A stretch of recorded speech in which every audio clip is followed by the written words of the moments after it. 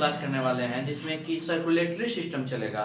और circulatory system में सबसे पहले हम ब्लड के बारे में पढ़ते हैं। ठीक है, ब्लड के दो भाग होते हैं। ठीक है, ब्लड के कितने भाग होते हैं? दो भाग होते हैं। पहला होता है प्लाज्मा और दूसरा होता है ब्लड कार्टुसेल्स। ठीक है, अब देखिए ये जो भाग होता है प्लाज्मा, ये द्रव इसमें होता है, फ्लूइड। ठीक है, यानी कि पानी की मात्रा होती है। और ये ब्लड कार्टुसेल्स जो होते हैं, इसका हिंदी होता है रक्त कणिकाएं। ठीक है, और रक्त कणिकाएं के 3 भाग हैं। इसके 3 भाग हैं। कितने भाग हैं इसके? 3 भाग हैं। ठीक है, पहला होता है आरबीसी, डब्ल्यूबीसी और क्या होता है? प्लेटलेट्स। ठीक है, अब देखिए यहाँ पर आप आरबीसी जो होते हैं, ठीक है, इस आरबीसी को इथ्रोसाइट्स कहा जाता है। क्या कहा जाता है? इथ्रोसाइट्स। इसका बायोलॉजिकल नाम है। ठीक है, इथ्रोसाइट्स। ठीक, ऐसा ही। और ये डब्ल्यूबीसी, इसका होता है ल्यूकोसाइट्स। क्या होता है? ल्यूकोसाइट्स। और ये होता है प्लेटलेट्स। प्लेटलेट्स का होता है थ्रोम्बोसाइट्स।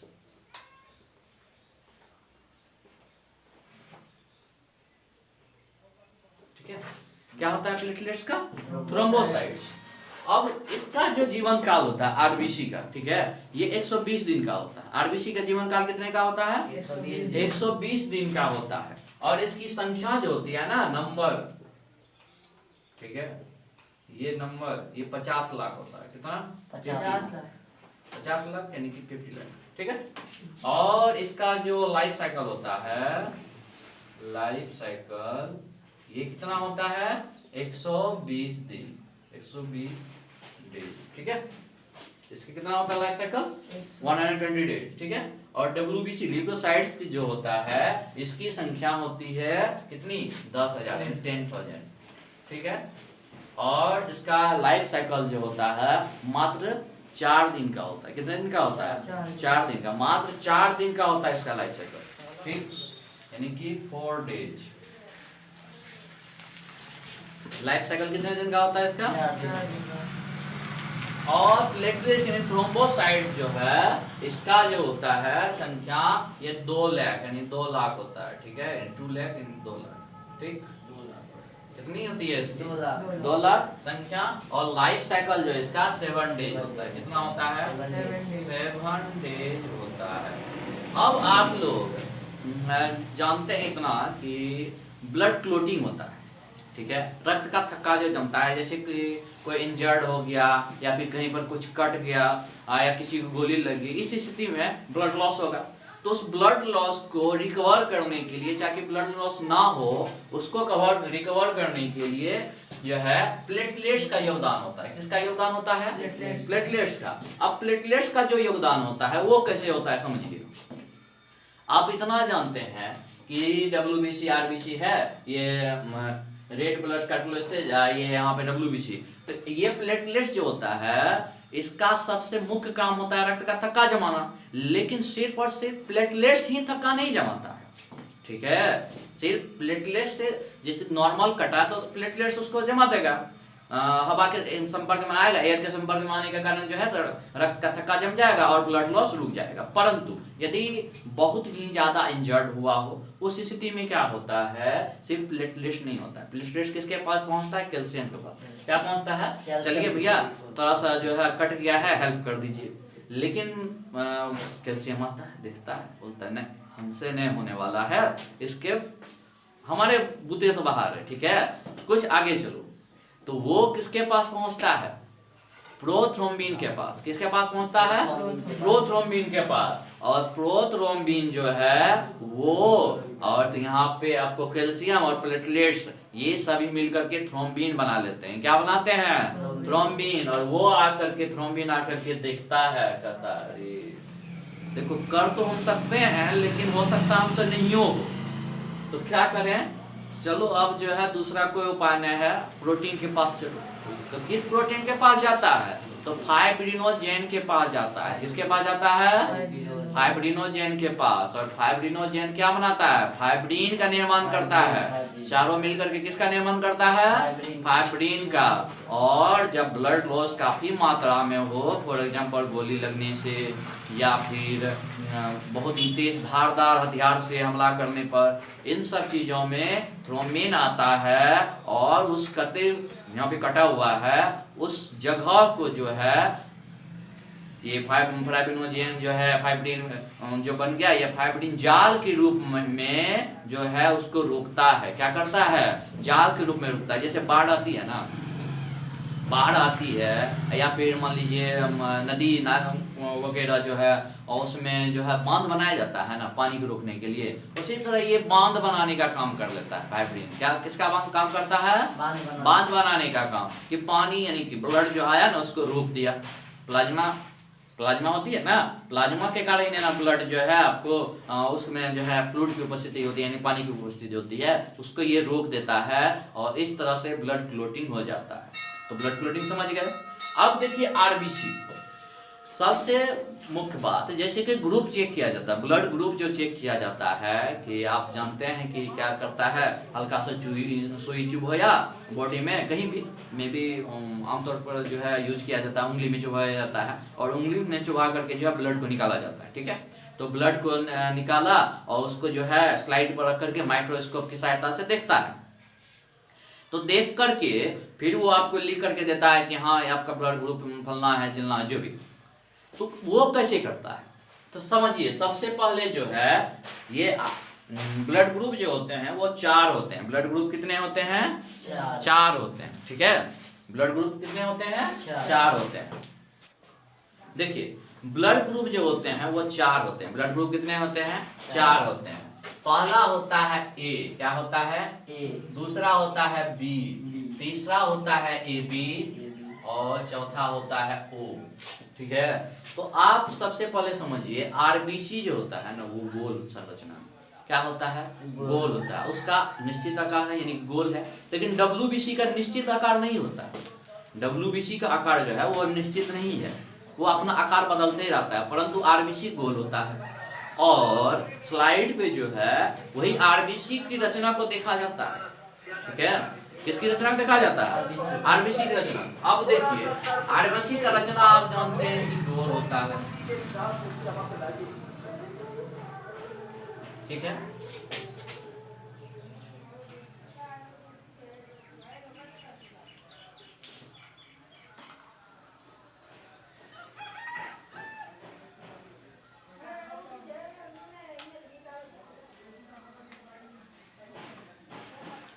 ठीक, कुछ इस से। अब इस चीज को समझिए वो चेक कैसे करता है। इस पर जो है ना, इस आरबीसी पर जब इस तरह का सिंबल हो,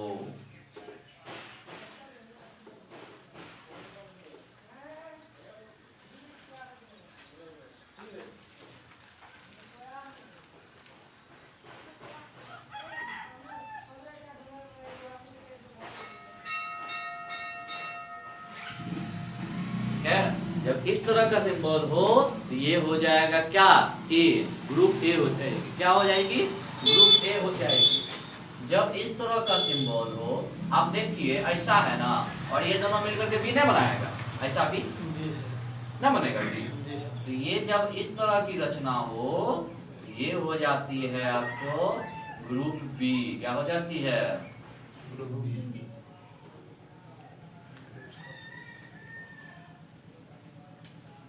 ठीक है, ये क्या हो गई?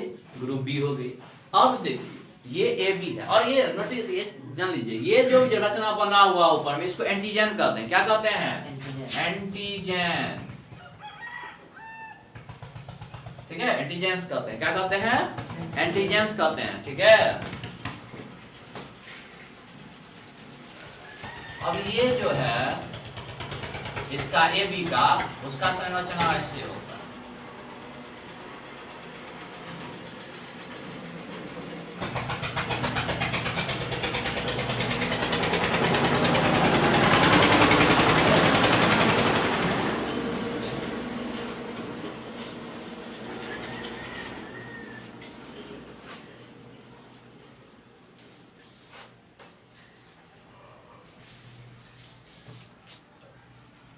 कुछ इस शेप में होता है, और ओ पर जो है वो उस पर कोई संरचना यानी कोई भी जो है एंटीजेंस नहीं होता है, ठीक है, कोई भी एंटीजेंस नहीं होता है, लेकिन इस सब पर जो है क्या है, एंटीजेंस होता है, ठीक है। अब देखिए ये एंटीजेंस जो होते हैं ये सब पर होते हैं, बट आप जानते हैं जैसे कि ग्रुप ए ब्लड वाला कोई है व्यक्ति, उसको जो है ग्रुप ए का ही चढ़ता है, दूसरे का नहीं चढ़ता है। ऐसा क्यों?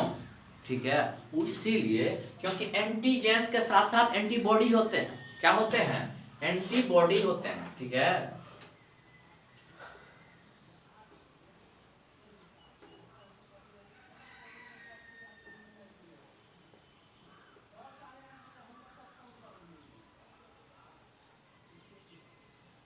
ये ग्रुप ए का जो एंटीबॉडी होता है वो बी होता है। क्या होता है? बी होता है। ग्रुप ए का एंटीबॉडी क्या होता है? बी होता है। और ग्रुप बी का एंटीबॉडी क्या होता है?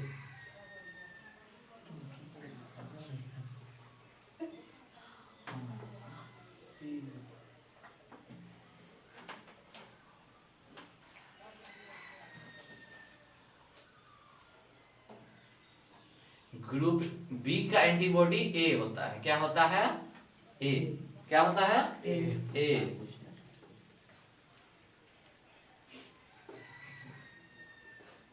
ठीक है, तो ग्रुप बी का एंटीबॉडी क्या होता है? ए होता है। अब यहां पर देखिए, आप देखिएगा कि ए बी में जो है सो दोनों बना हुआ है, ए भी है, एंटीजेंस ए भी है, बी भी है। तो इसका जो एंटीबॉडी होगा ए बी का, वो क्या होगा? कुछ नहीं, एंटीबॉडी होगा ही नहीं। क्योंकि इसका एंटीबॉडी नहीं है, इसीलिए ए बी जो है वो सर्वग्राही होता है। क्या होता है? सर्वग्राही। यानी कि ये ए बी ब्लड ग्रुप वाले व्यक्ति जो हैं ये सभी से ब्लड ले सकते हैं, ठीक है। क्या कर सकते हैं? सभी से ब्लड ले सकते हैं, ठीक। अब देखिए ओ में एंटीजन है, एक भी एंटीजन नहीं है। तो जब एंटीजन नहीं है तो एंटीबॉडी होगी। क्या होगी? एंटीबॉडी होगी। और इसका एंटीबॉडी जो होगा वो क्या होगा? A B. क्या होगा एंटीबॉडी? A B.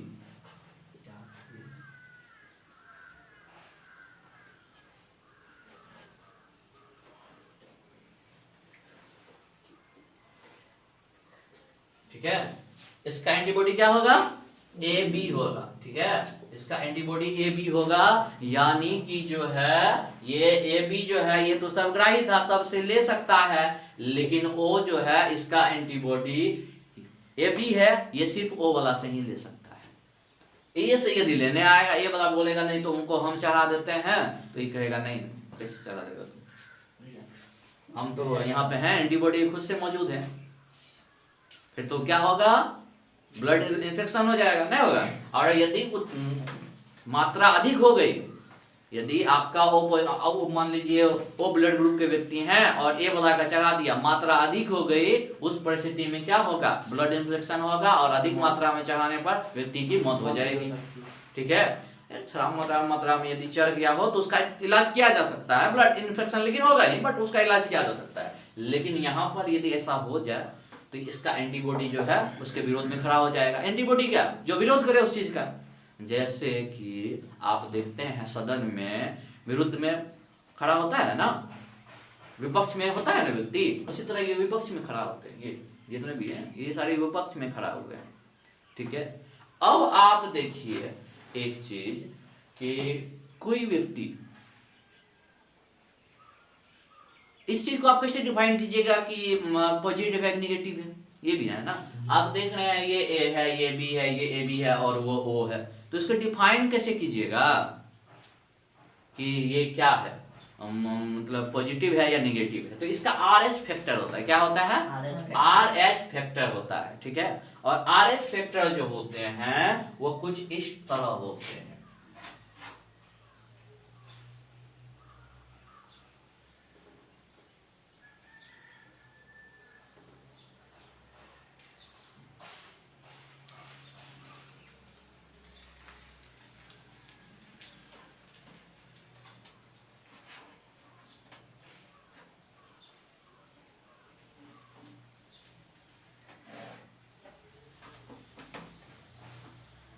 अब देखिए ये इस तरह का शेप होता है उसका, तो ये एंटीजन जो यहाँ पर ये दे रहे हैं आर एच फैक्टर का, ये आर एच फैक्टर यदि ऐसे जगहों पर भी हो, यहाँ पर मान लीजिए होता,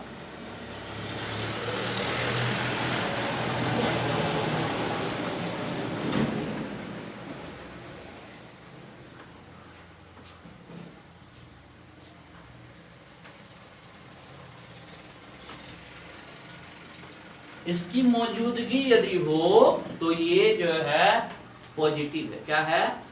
पॉजिटिव है, यानी कि ए पॉजिटिव हो गया। क्या हो गया? ए पॉजिटिव। यहाँ पर मान लीजिए नहीं है, ठीक है, ये आर एच फैक्टर नहीं है, तो ये क्या होगा? B negative. क्या होगा? B negative. यहाँ पर मान लीजिए है, ऐसे ही आर एच फैक्टर यदि मौजूद हो तो वो पॉजिटिव, आर एच फैक्टर मौजूद नहीं हो तो निगेटिव। बस इतनी सी बात है, ठीक है। देखिए अब यहाँ पे ये जो है ए बी, इसका देखिए आपके एंटीबॉडी नहीं था, एंटीबॉडी है नहीं है, सिर्फ एंटीजन है, तो ये भी जो है सर्वग्राही सबसे ले लेगा। लेकिन ओ जो है, ओ को समझिए, ओ में आर एच फैक्टर अभी आपको समझाया, ये आर एच फैक्टर यदि मान लीजिए नहीं है, यदि ओ नेगेटिव है, यदि आर एच फैक्टर नहीं हो तो ओ क्या है? नेगेटिव है। और जब ओ नेगेटिव है यानी इसका जो है एंटीजन तो नहीं है ना, एंटीजन है। जब एंटीजन नहीं है तो उसका कोई विरोध करेगा, यानी उसका कोई एंटीबॉडी विरोध करेगा, तो ये ओ नेगेटिव जो है सबको दे सकता है, ये ठीक है। ये यूनिवर्सल डोनर ब्लड ग्रुप है। क्या है? यूनिवर्सल डोनर, किसी को भी दे सकता है, ठीक है। मान लीजिए कोई एक एक्सीडेंट हुआ व्यक्ति आपके पास आता, आप एक डॉक्टर हैं और एक कोई एक्सीडेंट हुआ व्यक्ति आपके पास आया और आपको उसका ब्लड ग्रुप नहीं मालूम है, तो उस स्थिति में आप उसको ओ नेगेटिव चढ़ा सकते हैं। क्या चढ़ा सकते हैं? O negative. क्यों? नहीं कुछ भी मालूम है ना, तो ओ नेगेटिव चढ़ाएंगे तो वो चढ़ जाएगा, उसके ब्लड इंफेक्शन वगैरह कोई प्रॉब्लम नहीं होगी। क्यों नहीं होगी? क्योंकि ओ नेगेटिव जो है इसका तो खुद का एंटीजन है नहीं। जब एंटीजन नहीं है तो इसका कोई विरोध करेगा? कोई विरोध नहीं करेगा, यानी कोई भी एंटीबॉडी इसको प्रभावित नहीं करेगी और व्यक्ति को त्वरित जो है लाभ मिलेगा, यानी कि ब्लड लॉस उसका जो हो रहा है उस चीज से निजात मिल जाएगी, ठीक है। समझ गए? यही है आपका ब्लड। सर्कुलेटरी सिस्टम में ब्लड एक महत्वपूर्ण रोल निभाता है, जिसको कि आप समझ गए। आगे बहुत सारे हैं, लंग्स हैं, ठीक है, हार्ट है, जिसमें कि लंग्स के पास जो है आपको ऑक्सीडेशन की क्रिया होती है, ठीक है। तो ये सारे हम अगले नेक्स्ट क्लास में करेंगे, ठीक है।